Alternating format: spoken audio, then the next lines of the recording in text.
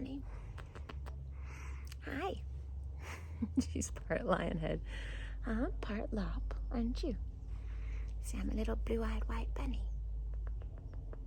Isn't she cute?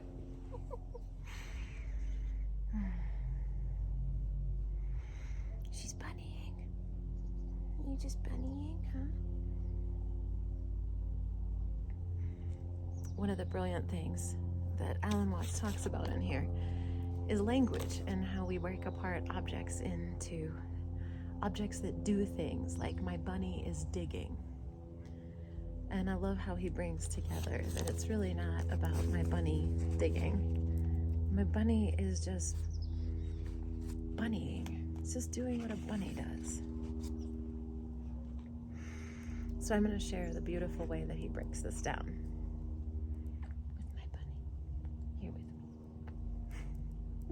me. Okay.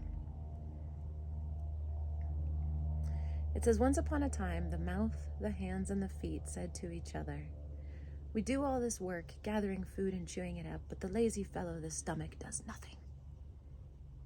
It's high time he did some work too, so let's go on strike.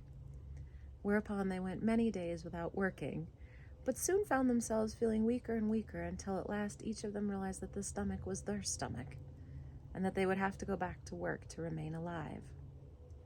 But even in physiological textbooks, we speak of the brain or the nervous system as governing the heart or the digestive tract, smuggling bad politics into science as if the heart belonged to the brain rather than the brain to the heart or the stomach. Yet it is as true, or false, to say that the brain feeds itself through the stomach as that the stomach evolves a brain at its upper entrance to get more food. As soon as one sees that separate things are fictitious, it becomes obvious that non-existent things cannot perform actions. The difficulty is that most languages are arranged so that actions, verbs, have to be set in motion by things, nouns, and we forget that rules of grammar are not necessarily rules or patterns of nature. I had no idea how much language affects us in this way. This, which is nothing more than a convention of grammar, is also responsible for, or better, goes with, absurd puzzles as to how spirit governs matter or mind moves body. How can a noun, which is by definition not action, lead to action? And this is where we get the separation between an object and a subject. And I had no idea the language and the way we use it creates a separation in and of itself. Scientists would be less embarrassed if they used a language on the model of Amerindian Nootka, consisting of verbs and adverbs, leaving off nouns and adjectives. If we can speak of a house as housing, a mat as matting, or of a couch as seating, why can't we think of people as peopling, of brains as braining, or an ant as anting? Thus, in the Nootka language, a church is housing religiously, a shop is housing tradingly, and a home is housing homely. Yet we are habituated to ask who or what is housing. Who peoples? What is it that ants? Yet isn't it obvious that when we say the lightning flashed, the flashing is the same as the lightning, and that it would be enough to say there was lightning? Everything labeled with a noun is demonstrably a process or action, but language is full of spooks like the it in It Is Raining, which are the supposed causes of actions. Does it really explain running to say that a man is running? On the contrary, the only explanation would be a description of the field or situation in which a man goes with running, as distinct from one in which a man goes with sitting. I am not recommending this primitive and clumsy form of verb language for general and normal use. I love his disclaimer. We should have to contrive something much more elegant. Furthermore, running is not something other than myself, which I, the organism, do.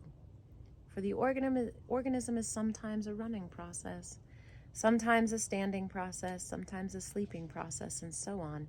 And in each instance, the cause of the behavior is the situation as a whole, the organism and environment. Indeed, it would be best to drop the idea of causality and use instead the idea of relativity. I love this so much. I was listening to a lecture of his recently where he was talking about this with a hand, that like if you're picking something up, we think it's a hand picking something up. You've been trained to think it's in your brain, and your nervous system is, sending a signal to your hand, which is then picking something up. We've separated all in these little bits when really my hand is handing. It's doing what hands do, and the entire thing is just a process that's happening. I think it's much more clear.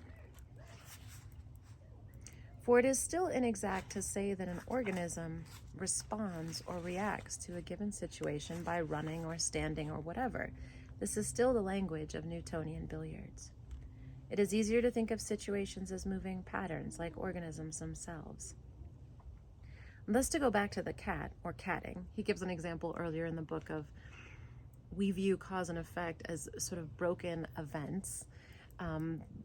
Like if you were to look at a cat or watch a cat walk by a picket fence and you didn't know anything about a cat, and you saw a cat head and then you saw its tail, you could assume that that a cat head was the cause of a cat tail, because they always came together. But because it's in pickets, you didn't realize they were actually connected.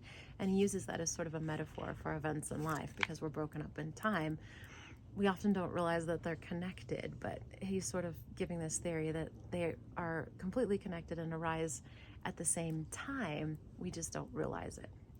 So there really is no causality. So thus, to go back to the cat, or catting, a situation with pointed ears and whiskers at one end does not have a tail at the other as a response or a reaction to the whiskers or the claws or the fur. So the head isn't a reaction to the rest. The tail isn't a reaction to the rest. As the Chinese say, the various features of a situation arise mutually, or imply one another, as the back implies front, and as chickens imply eggs, and vice versa. They exist in relation to each other like the poles of a magnet, only more complexly patterned. Moreover, as the egg-chicken relation suggests, not all the features of a total situation have to appear at the same time. The existence of a man implies parents, even though they may be long since dead, and the birth of an organism implies its death. Wouldn't it be as far-fetched to call birth the cause of death as to call the cat's head the cause of the tail? Lifting the neck of a bottle implies the lifting of the bottom. Lifting the neck of a bottle implies lifting the bottom as well, for the two parts come up at the same time. If I pick up an accordion by one end, the other will follow a little later, but the principle is the same. Total situations are therefore patterns in time as much as patterns in space. Deep Thoughts with Alan Watts. And little Penelope the bunny. What do you think, Penelope, huh? Are you just bunnying? See, I'm just bunnying all the time. Yeah. Anyway, I think that's such a great perspective on the power of language to help us break things up into bits, and it's causing part of our confusion and separation. And I never realized language was part of the way we were creating separation. So I wanted to share that before I get on to some of the other things he gets into in a little bit. Thanks for listening.